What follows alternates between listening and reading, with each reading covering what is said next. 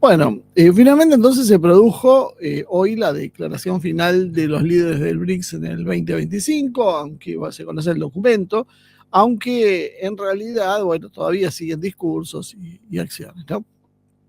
¿Qué podemos extraer? Un poco lo que veníamos diciendo antes.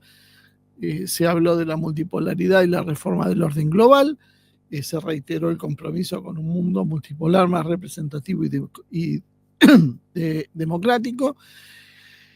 Exigieron una reforma en el Consejo de Seguridad de la ONU para reflejar el peso creciente del sur global. Esto después vamos a hacer algún parrafito aparte. Cuestionaron la sobrerepresentación del norte global y piden voz para los nuevos actores sin romper con el sistema. En economía también hay algunas noticias interesantes, dado que se oponen al proteccionismo comercial. De esto también vamos a hablar largo y tendido. Y se critican las medidas unilaterales coercitivas en alusión precisamente a los Estados Unidos. Se impulsó el uso de monedas nacionales, por lo menos en lo discursivo, en el comercio bilateral, y se promueven desarrollo de sistemas financieros alternativos al dólar, como por ejemplo el apoyo al fortalecimiento del nuevo Banco de Desarrollo y la expansión a nuevos miembros en el BRICS. También se habló de la cooperación sur-sur, en realidad el lema de la cumbre fue el fortalecimiento de la cooperación del sur global, promoviendo la integración entre países en desarrollo para desafíos comunes, pobreza, desigualdad, acceso a tecnología, salud, etcétera, etcétera. Y, como siempre, presente el tema de climático, de energía y desarrollo sostenible. Eso significó que respaldan la transición de la energía justa con financiamiento y tecnología para países del sur. Reafirmaron además los compromisos con los objetivos para el desarrollo sustentable y el Acuerdo de París y reclamaron a los países desarrollados que cumplan con sus compromisos climáticos. También se habló de la tecnología artificial, se subrayó la necesidad de la gobernanza ética y soberana de la inteligencia artificial, se opusieron al uso no autorizado de contenidos generados en países del sur y piden también respeto a la soberanía digital y cooperación tecnológica sin condicionamiento. Qué interesante esto, después lo vamos a ver más, pero sí me voy a olvidar. El tema de contenidos generados en el sur que se opongan el empleo de la inteligencia artificial. Bueno, en ese terreno va a salir perdiendo por bastante, porque la mayoría de los contenidos que son masivos y vamos a arancelar ese tipo de contenidos se hacen en el norte, no en el sur. Por lo tanto, vamos a recaudar $1 y vamos a pagar 10. También se reafirmó el principio de no injerencia, respeto a la soberanía y solución pacífica de los conflictos, pero no se mencionó directamente, específicamente, el tema de Ucrania, Gaza e Irán, se bajó la intensidad, todo para preservar el consenso, y se sostuvo que los BRICS deben ser actores de estabilidad y diálogo sin tomar partido. Si vemos el orden de prioridades de lo que hay en la declaración, lo más importante tal vez podríamos hablarlo es la reforma del orden global, de la ONU, multilateralismo, multipolaridad, de economía y comercio y monedas alternativas, cooperación sur-sur, cambio climático, tecnología e inteligencia artificial, paz y seguridad internacional. Y acá empiezan las cosas interesantes, porque no todos los países coinciden en esto. Y estos son a veces las cosas que yo veo que en la mayoría de los análisis se pasan por alto, pero son claves. Por ejemplo, Rusia. Rusia está a favor y defiende la multipolaridad real y la reforma de la ONU. ¿Pero por qué? Porque quiere debilitar el eje estratégico occidental. Quiere derrumbar básicamente la construcción de las organizaciones occidentales. Está a favor de una economía alternativa y de la desdolarización, dado que intenta sobrevivir lo mejor posible a las sanciones.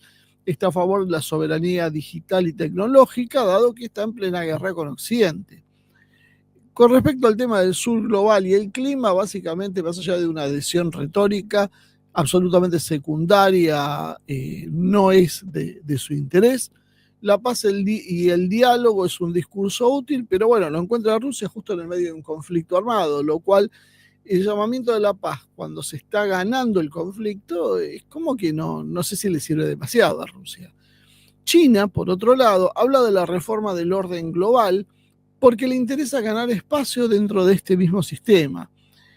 China no quiere destruir el sistema, quiere ganar espacio, porque ¿para qué lo va a destruir ahora si lo va a capturar? Sí se pronuncia con cierta fortaleza por el tema de comercio, aranceles y el uso de los yuanes, dado que todo esto es muy importante para su modelo exportador. En lo que tiene que ver con la cuestión climática, el discurso activo, sí lo tienen, pero la verdad es condicionado a su necesidad energética, es decir, a China tampoco le interesa demasiado, excepto cuando lo hacen puertas afuera. Por ejemplo, ellos venden paneles solares y eso entonces es interesante con la energía verde, con los autos eléctricos, donde son también líderes. Y la paz, bueno, sí, con cierto pragmatismo, y el sur global real lo instrumentaliza más que es solidario en sí mismo. O sea, China utiliza el sur global para extender sus capacidades. Esto son verdades que uno tiene que plantear si habla de política en serio. La India está preocupada y quiere una mayor representación en la ONU, una histórica ambición en inversión y comercio, quiere desarrollar, quiere tener más exportaciones y atraer más capital y tecnología, porque bueno, rivaliza obviamente con China. Lo que es el sur global y la cuestión climática tampoco le interesa demasiado, subsidia sus combustibles fósiles internos porque subsidia la energía para su desarrollo, así que evidentemente tampoco es de interés de India. Y la paz real es un tema espinoso para India, dado que tiene un doble juego, porque es comprador militar de Estados Unidos, colaborador con Estados Unidos, pero también lo es con Rusia, tiene cierta rivalidad con China, entonces tiene una situación compleja India en este aspecto. Y después vamos a lo que tal vez a los iberoamericanos les interesa más, que es la cuestión de Lula y Brasil, ¿no? La reforma de la ONU es una de las cosas que ha puesto arriba de la mesa Lula. Ahora, ¿por qué le interesa tanto eso? Porque es una prioridad personalista que tiene Lula. Lula ya viene con esta historia desde hace tiempo. En el 2004 integró lo que se conoció como el G4, junto con la India, Alemania y Japón, con el objetivo de ampliar el Consejo de Seguridad de las Naciones Unidas. Claro, la posición de Brasil es la ampliación del asiento es para nosotros y no para la región, mientras que Argentina y México y otros países decían, no, ampliemos el Consejo de Seguridad, tengamos un asiento permanente, pero rotativo, que no sea solo de Brasil. Bueno, esto obviamente debilitó una posición que, bueno, finalmente terminó en la nada y hoy parece bastante utópica, pero bueno, otra vez Lula la vuelve a poner sobre la mesa porque quiere conseguir una banca que sería una especie de medalla para su proyecto, aunque como vuelvo a insistir está bastante lejos de poder conseguirlo esto, y porque además Brasil no puede comportarse de esa misma manera si pretende el apoyo regional, porque la región le reclama cierto compromiso que no estaría teniendo. En lo que es cooperación sur-sur, bueno, eso es central en el discurso diplomático brasileño. En la cuestión de clima y transición, bueno, obviamente Brasil tiene un gran discurso climático con Lula, pero tiene un problema, la contradicción con el agronegocio, ¿no? En la cuestión del agronegocio, Brasil no obedece a los ODS y eso tiene que ver con que, bueno, eso les haría perder muchísimo dinero. La cuestión de comercio y finanzas, de finanzas la apoya, pero cuidado de no tener que, cuidadosamente, de forma de no tener que ir en contra de Wall Street. O sea, los intereses financieros Brasil no los toca. Lo que es tecnología, bueno, para Brasil el tema de tecnología no, ni lidera, ni define, ni piensa meterse en esa carrera. Y en lo que es paz e injerencia tiene una posición ambigua, funcionar a un pretendido equilibrio. Recuerden que Brasil llamaba a la paz cuando Rusia estaba en plena guerra en Ucrania y nunca se transformó en un país solidario con Rusia en ese aspecto.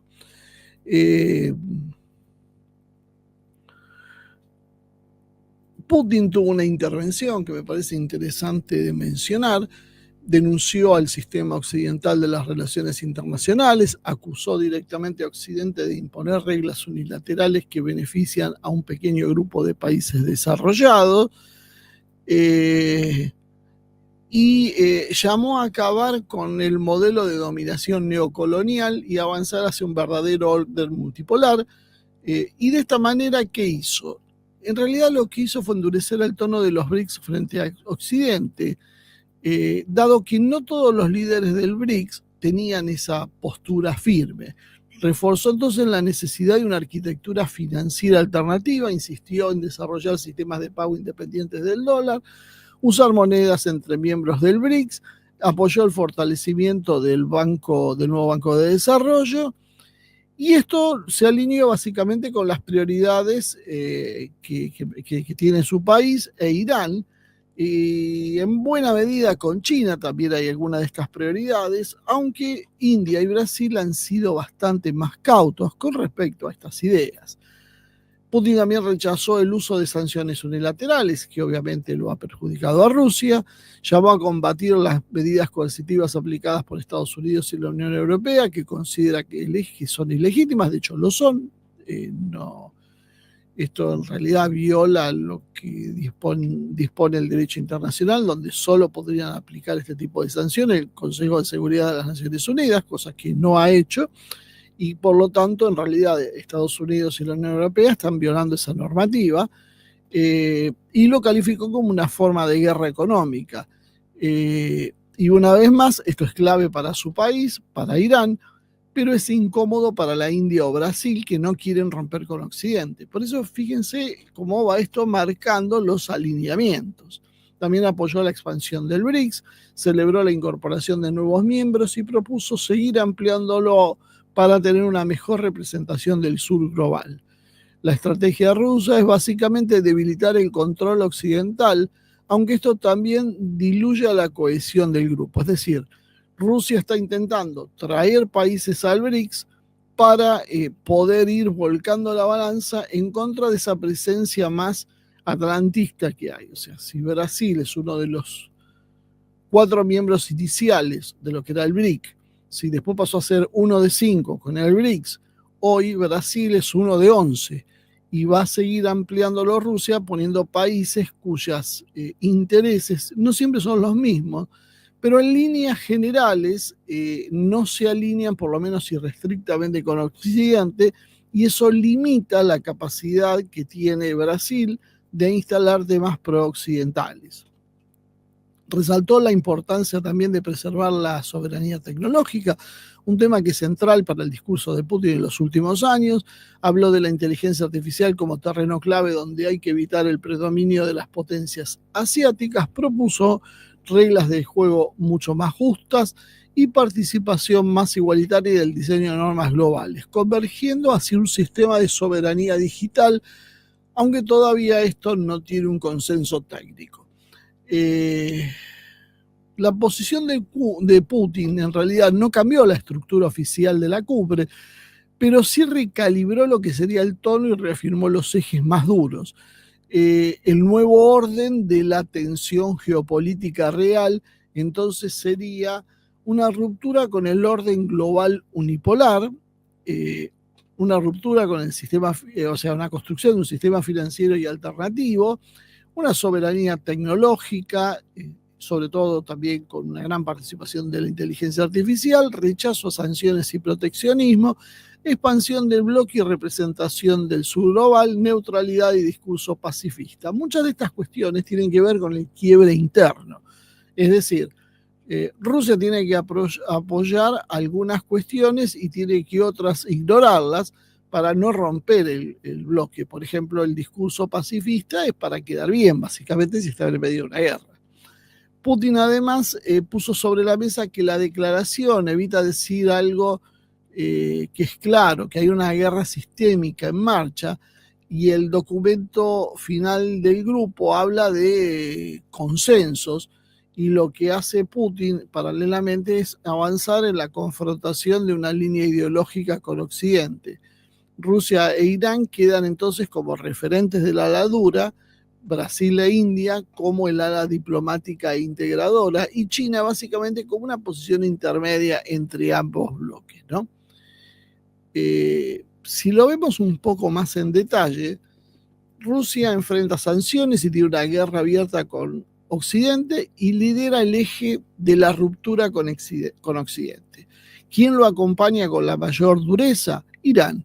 Obviamente es un régimen que está enfrentado con Occidente, ahora terminó como una especie de aliado militar de Rusia y de China, y es el eje de la resistencia islámica. Entonces, más allá de algunas contradicciones, Irán tampoco tiene mucho aire, tal vez no por elección de sus propios gobernantes, pero sí porque ha sido empujado a eso por Occidente.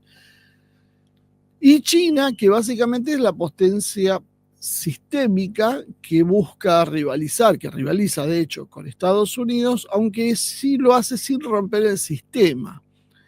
Usa un discurso multipolar como un instrumento de hegemonía propia también, y en esto hay unos cuantos de los nuevos miembros que simpatizan con algunos matices del modelo antioccidental.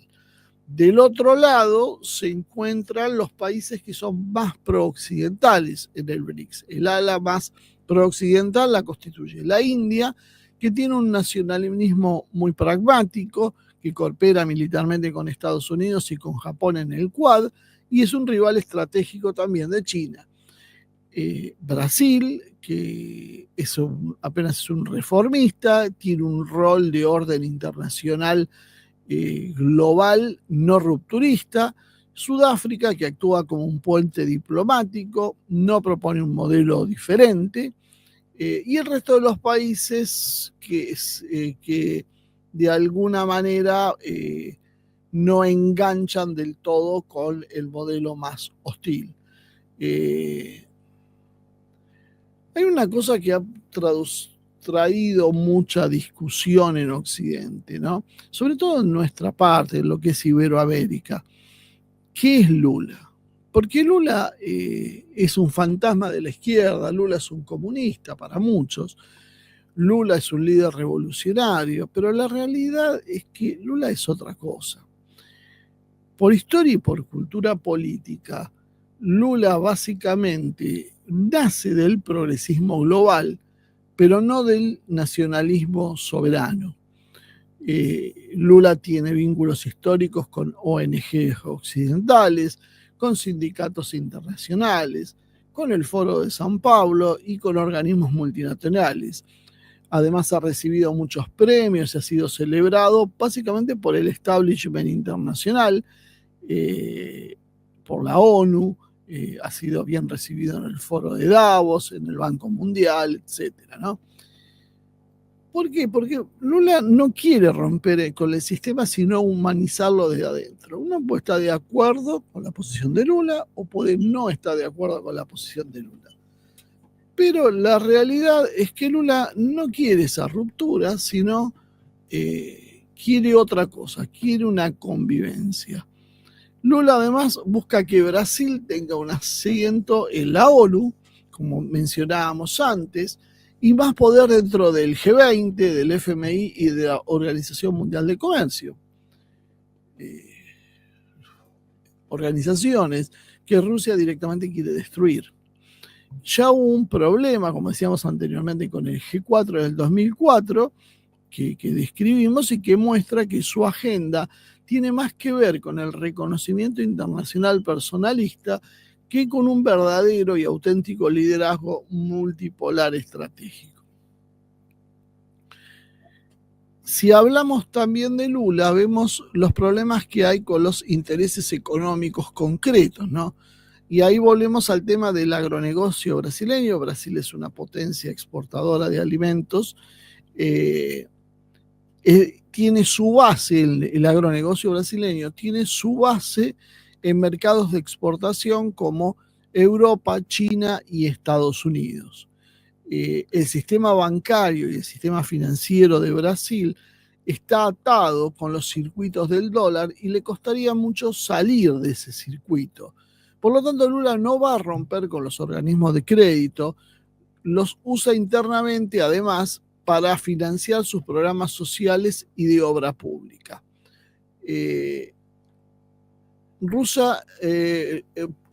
Lula no quiere un mundo bipolar o un mundo multipolar en el cual Brasil esté obligado a elegir salir de Occidente. Prefiere una especie de multipolaridad light, donde pueda jugar a dos puntas.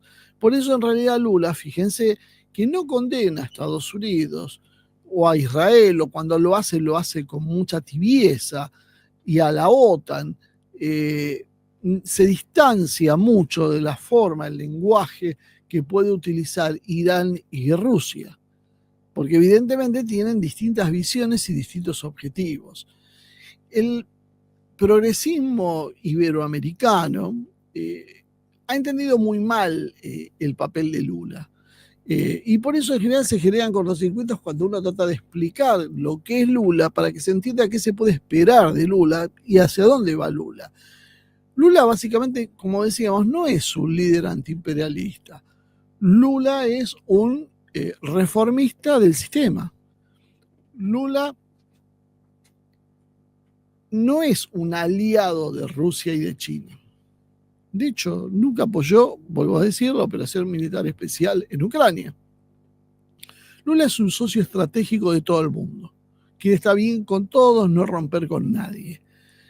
Lula lo imaginan como una voz del sur global, y la realidad es que Lula es una voz del G20 con algunos toques tercermundistas, pero que no pasa de eso. Lula también lo imaginan como un opositor al capitalismo financiero, y Lula en realidad depende de ese capitalismo financiero para sostener sus programas de Estado social, y de hecho utiliza esas fuentes de financiación para acceder al poder. Por eso vemos luego la aplicación de todas las políticas de Lula que son coincidentes, por ejemplo, con las que tenía Biden, porque ese es el juego de Lula. Lula básicamente tampoco critica el sionismo y al dólar. Tiene una cautela diplomática. No hay una confrontación real. Puede criticar algún matiz, puede hacer un gesto, hacer una denuncia cuando es demasiado obvia, pero no va a fondo con los temas. Porque básicamente Lula no propone una ruptura geopolítica, apenas modera la ruptura geopolítica. Lula es el rostro amable del sur global. Usa un lenguaje de justicia internacional, pero actúa dentro del marco de la institución global, del globalismo. Por eso Rusia no se alinea con Brasil no se alinea con Rusia o con Irán. Apenas juega como una especie de árbitro, pero no los combate. Y ya que estamos hablando de cada uno de los líderes más polémicos, hablemos un poquito de Narendra Modi, el nacionalista indio, que de alguna manera sigue una tradición, de alguna manera propia también de la India, porque tampoco es un invento de él, pero que ha llegado a un punto más de desarrollo desde su llegada al poder. Primero, ¿qué es Narendra Modi? Narendra Modi es un nacionalista, pero un nacionalista con toques de occidentalización, podríamos decir. Representa el hindutva, que es básicamente una ideología nacionalista hindú, que es profundamente identitaria y bastante antiislámica. Por eso los choques también en la región de Cachemira. Modi quiere que la India sea una gran potencia civilizadora, un concepto que nosotros manejamos mucho en este espacio, sin romper con Occidente. Su estrategia básicamente, ¿qué es? Es usar a Estados Unidos contra China, esa disputa que hay para poder extraer beneficios de ambos lados. Fíjense que la India, con Modi, es parte del Quad, el Quadrilateral Security Dialogue, junto con Estados Unidos, Japón y Australia.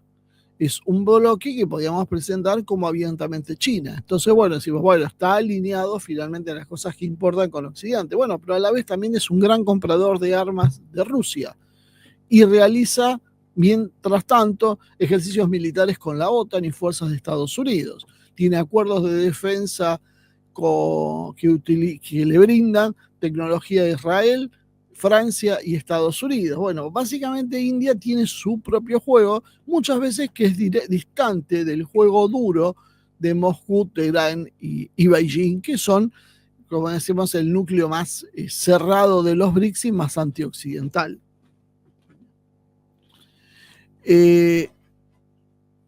También Modi quiere una economía abierta, dado que tiene un gigantesco mercado. Quiere acuerdos comerciales con potencias emergentes y con otras establecidas. Y promueve mucho la inversión extranjera. En definitiva, nosotros vemos que el desarrollo de China en buena medida fue sostenido por la inversión extranjera. Entonces, eso acelera los tiempos de desarrollo. Acepta, no combate al capital global financiero, especialmente cuando proviene de Occidente y de Estados Unidos, pero lo hace dentro de un marco de protección de industrias clave, cosa que, por ejemplo, países como la Argentina, más con Javier Milei, no hace.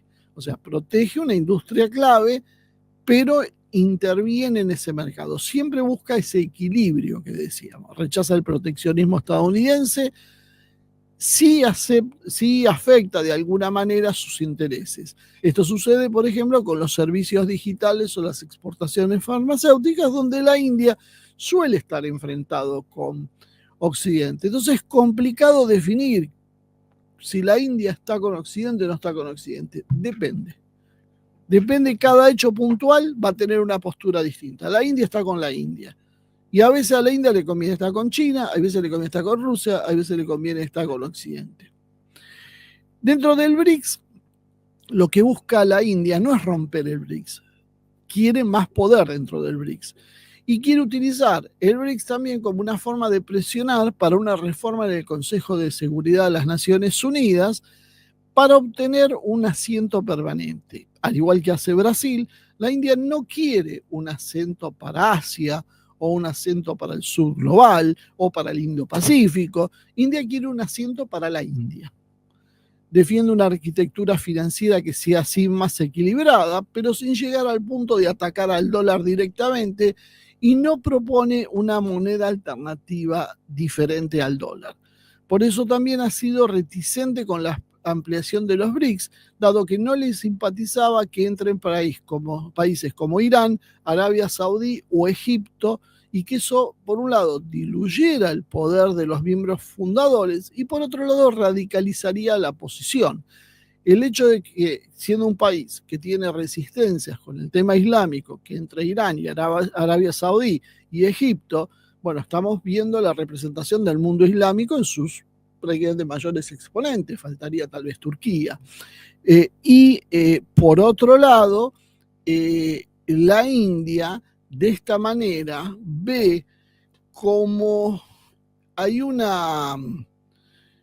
un cortocircuito, le va a traer un cortocircuito, por ejemplo, con Israel, con el cual, volvemos a insistir, tiene muy buenas relaciones militares, mucho intercambio de tecnología en cuestiones de seguridad, que obviamente no, los que están en ese juego no ven con buenos ojos que se sume Irán.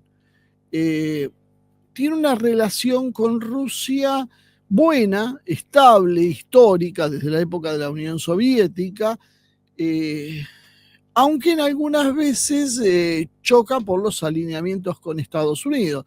Sin embargo, modera eso con la compra de petróleo y armas rusas, aunque no apoya ni condena la guerra en Ucrania. Otra vez una posición neutra que nos hace acordar a la de Brasil.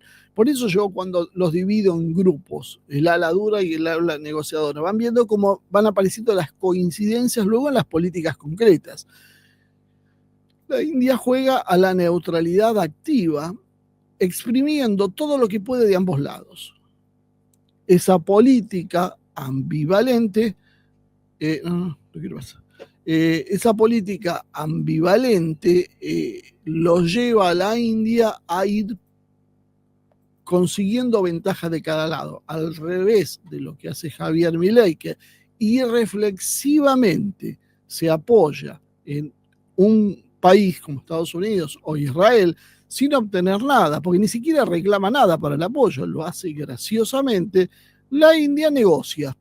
Yo estoy a mitad de camino entre todos, a ver qué me da cada uno para ver en este punto si lo apoyo o no lo apoyo. Por lo tanto, Modi podemos concluirlo como que no es ni un soberanista multipolar, pero tampoco es un globalista liberal. No es ninguna de las dos cosas. Es básicamente, podríamos decir, un nacionalista pragmático con una política de doble juego geopolítico. Por un lado, coopera con Rusia cuando tiene necesidad y por la propia historia, y a la vez se alinea con Estados Unidos para compensar de alguna manera la rivalidad de China. Defiende su soberanía interna, pero también quiere liderar un orden global internacional nuevo y busca potenciar a la India dentro del propio orden vigente. Otros dos ejes me parece que son interesantes para analizar qué es el BRICS, independientemente de lo que haya pasado en esta cumbre. Porque muchas de las cosas nosotros las venimos sosteniendo, lo hablamos el otro día, por documentos previos que han trascendido, y porque uno va conociendo la historia de los países, ¿no? La declaración del BRICS 2025 es apenas una declaración formal que habla de transiciones justas, de alguna manera reivindica el Acuerdo de París y pide financiación para el subglobal. Este es un punto interesante. En la práctica, los países del BRICS no comparten una posición común ni prioridades similares con respecto a estos temas. El único con una voz fuerte en la agenda ecológica tradicional es el Brasil de Lula. Cosa que esto no pasaba, por ejemplo, con Bolsonaro. Por eso las cosas son bastante más complicadas. El Brasil de Bolsonaro coincidía más con la posición del bloque del eje más nacionalista en muchas de estas posiciones, dado que no compartía la agenda climática que sí comparte Lula. Lula intenta en realidad convertirse en el líder climático del sur global, busca capitalizar la preservación del Amazonas como una moneda diplomática, una moneda de intercambio. Pide financiamiento climático internacional a los fondos, sobre todo europeos y multilaterales, impulsa la renovación de energías, sea eólica, solar, hidrógeno verde y demás. Todo esto para mostrarle al norte global un rostro responsable. Y lo hace alineándose con ¿qué? Con la Agenda Verde Europea y las ONG ambientalistas globales. Pero claro, dentro del BRICS está Rusia, que es básicamente una potencia energética de energías fósiles, petróleo, gas, carbón, uranio.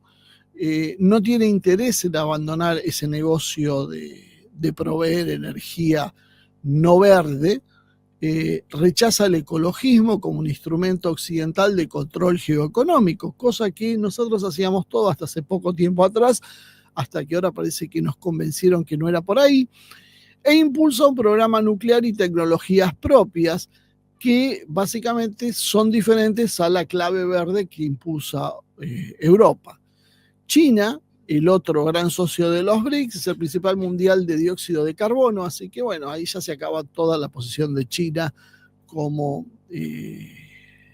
potencia verde.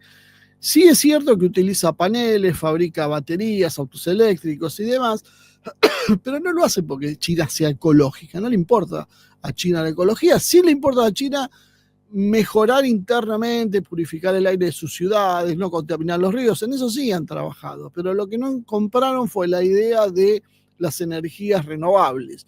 Entonces, ¿qué es lo que ha hecho China? Dijo, los europeos quieren paneles y quieren autos eléctricos, y yo se los fabrico, y se los fabrico más barato, y voy a destruir su industria. Eso sí, lo pienso para afuera. Acá adentro vamos a hacer lo que nos convenga más. Por lo tanto, paralelamente a la producción de autos eléctricos, abre plantas de carbón. ¿Por qué? Porque son necesarias para el crecimiento interno. Y su discurso entonces climático lo podemos calificar como instrumental y no ético ni doctrinario. Y el otro gran socio de los BRICS, ¿quién es? La India. ¿En la India en qué anda? Por supuesto, tratando de desarrollar lo más rápido posible su país, para lo cual genera una dependencia creciente del carbón, que sigue siendo una fuente de energía fundamental, barata y abundante. Prioriza el crecimiento y la estabilidad social sobre la agenda ambiental, sin ningún tipo de dudas. Condiciona su transición energética a que Occidente le financie y le transfiera otro tipo de tecnología. O sea, ustedes quieren que yo contamine un poco menos, bueno, a ver qué me dan. Se niega a limitar emisiones de carbono, sobre todo si eso puede comprometer de alguna manera su desarrollo industrial. Es decir, para nosotros, para el desarrollo industrial e inclusive para el desarrollo agrario de la India, si se necesita contaminar, pues se contamina. ¿Qué vamos a hacer? O sea, se contamina. Se utilizan combustibles fósiles. Si Europa eso lo considera contaminante, bueno, mala suerte para los europeos. No piensa la India cambiar, salirse de ese eje. Entonces, ¿quién quedó en soledad defendiendo una agenda ambientalista dura? Brasil. Brasil, que considera que debe defender esa agenda ambientalista, que para el resto básicamente o es un lujo o una trampa de Occidente para retrasar el desarrollo industrial de países que puedan ser competidores. El ecologismo verde que ahora institucionalizó Brasil, si ustedes van a Brasil se van a encontrar con una ferocidad de la agenda climática insospechada. Yo digo eso porque hemos estado el año pasado, en octubre, en septiembre, en Brasil, y te quedás asombrado de las cosas que ves. Y cómo la gente ha comprado esa idea, ¿no? Y si dejó una canilla abierta 5 minutos, se siente responsable de una catástrofe medioambiental. Es increíble.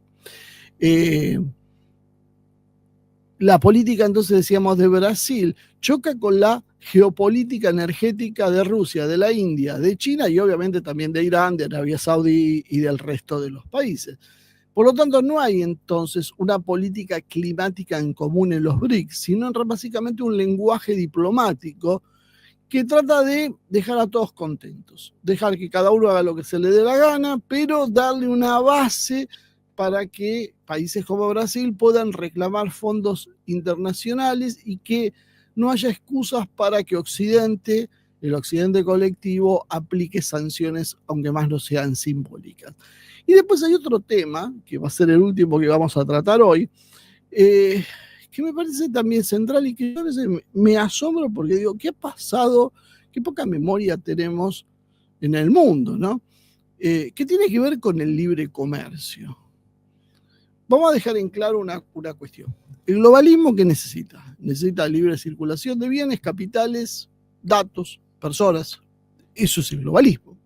Cadenas de producción deslocalizadas, que hagan un poquito en cada parte.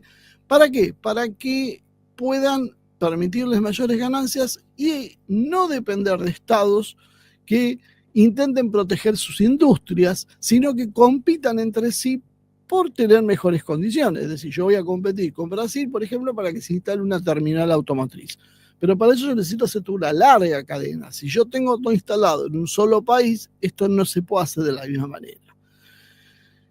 Y en esta política, ¿qué se necesita para que esto funcione así? Que haya aranceles bajos o que no haya aranceles, que haya tratados de libre comercio y que haya tribunales supranacionales que limiten el proteccionismo. ¿Cómo funciona con la OMC, por ejemplo? Eso es el globalismo. Creo que acá no hay tema de demasiada discusión.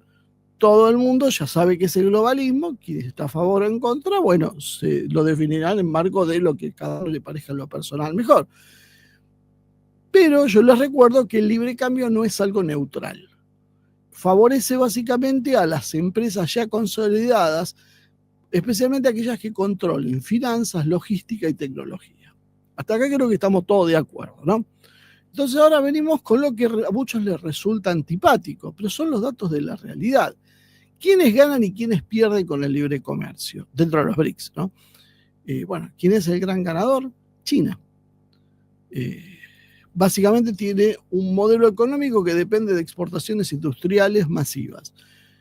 Por lo tanto, va a rechazar los aranceles de Trump porque le afectan su competitividad. China está vendiendo, es el primer socio comercial de todo el mundo, es la fábrica del mundo, ¿para qué quiere aranceles? Si gana, nadie puede competir. Vamos a fabricar heladeras, los chinos la fabrican más barata. Vamos a fabricar autos, los chinos lo fabrican más barato. Vamos a fabricar lo que se les ocurra, los chinos tarde o temprano lo fabrican más barato.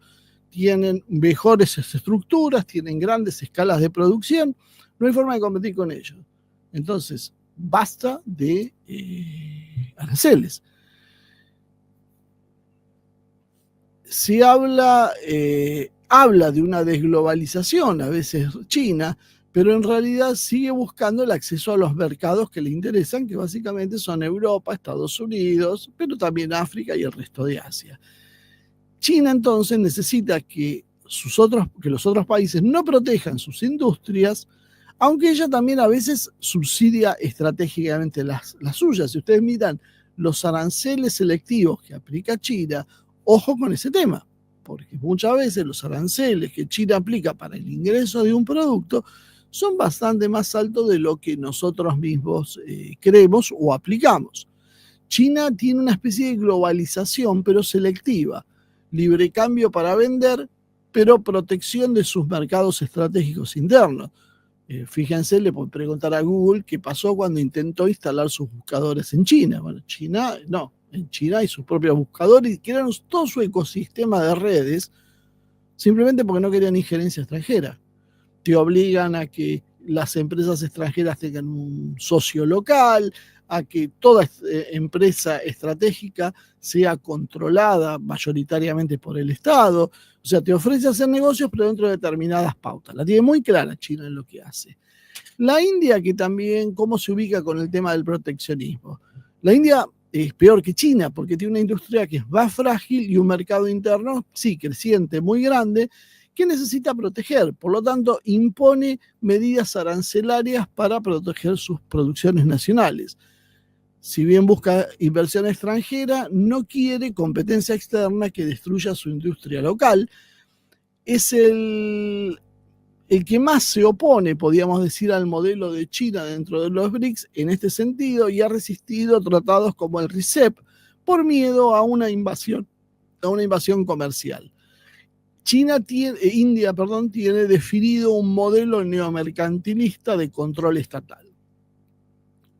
El otro peso pesado es Rusia, que habla ahora de una autarquía estratégica. Rusia mutó de esa Rusia liberal post-Unión Soviética a la Rusia actual, que sobre todo después de las sanciones no le quedó otra, pero lo aprovechó porque esa era la voluntad política que había, de ir hacia el autosostenimiento.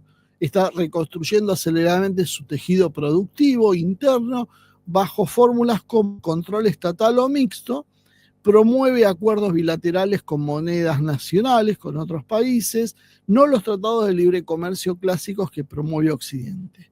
El libre comercio para Rusia, considera Rusia que es una trampa para debilitar las soberanías nacionales. Por lo tanto, impulsa un modelo de autonomía económica con aliados que sean confiables y no de aperturas generalizadas. Y el otro actor que nos interesa, no podemos analizar uno por uno los 11 países del BRICS, es Brasil, dado que tiene una retórica absolutamente librecambista, como cualquier gobierno. Brasil siempre ha tenido esa retórica librecambista, incluyendo el gobierno de Lula, aunque tiene estructuras protegidas internas. Lula habla mucho de los aranceles de Trump, pero internamente el agronegocio brasileño también utiliza protecciones y subsidios. La industria nacional brasileña no está en condiciones de producir y competir abiertamente con China, ni siquiera con muchos países europeos, con Alemania, sin que haya barreras estatales. Por lo tanto, Brasil tiene una especie de posición ambigua, rechazando el proteccionismo cuando lo aplican contra las exportaciones brasileñas, pero no lo desarma internamente el proteccionismo. O sea, es proteccionista en algunas cosas, en otras no. Defiende la apertura hacia donde le conviene, como alimentos o materias primas, pero a la vez sostiene el proteccionismo para sostener el empleo industrial. Por eso hay algunos discursos en común.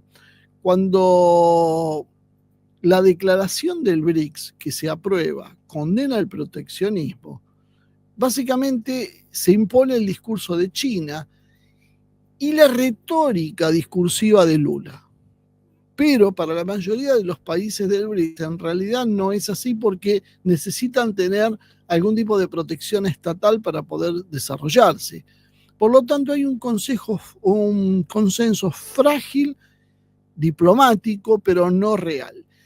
Y lo curioso es que en este contexto, si uno ve las políticas de Trump, empiezan las contradicciones, porque Trump es proteccionista, es anti-woke, es antiglobalista en lo económico, pero tampoco es amigo del sur ni aliado de los BRICS.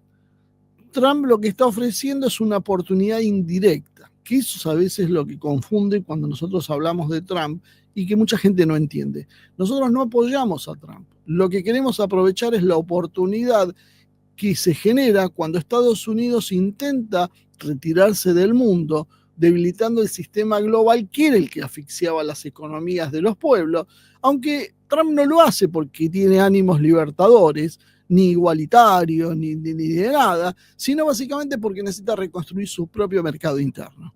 Pero nos genera un hueco que lo podemos aprovechar. Pero el progresismo iberoamericano no entiende esto y lo combate con reflejo que podemos hablar de pavlovianos.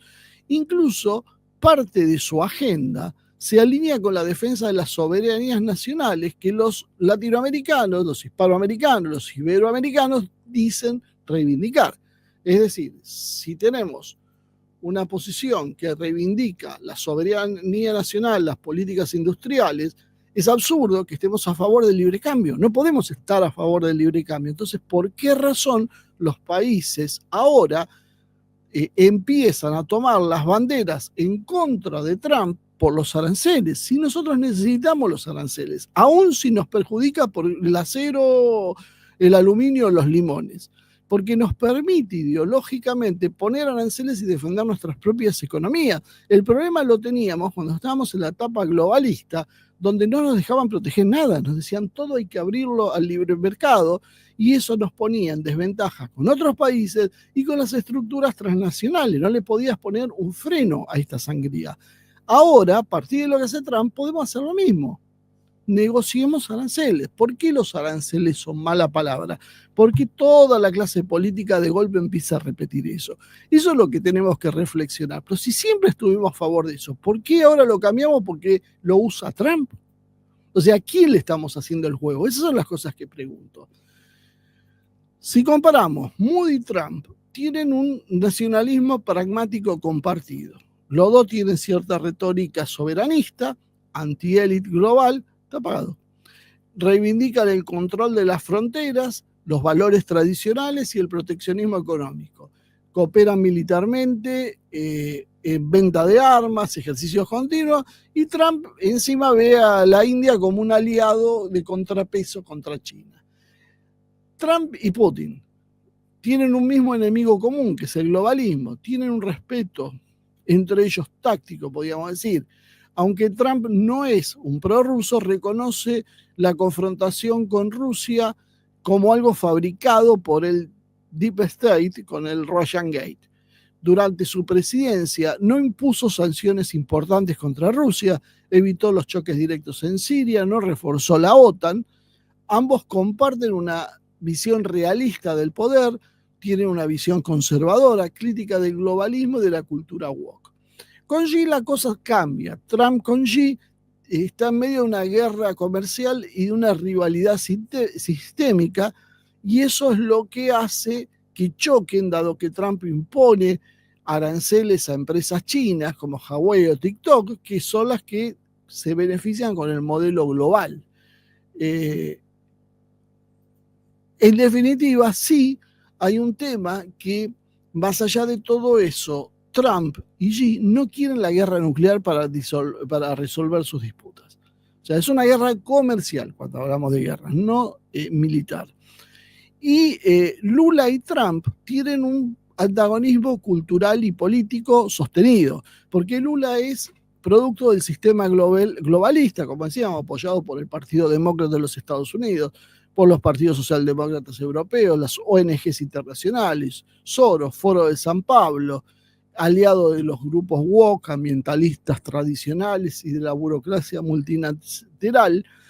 Básicamente el discurso del progresista Lula choca contra el discurso contrarrevolucionario de Trump en ese aspecto, y por lo tanto no hay intereses ni puentes compartidos.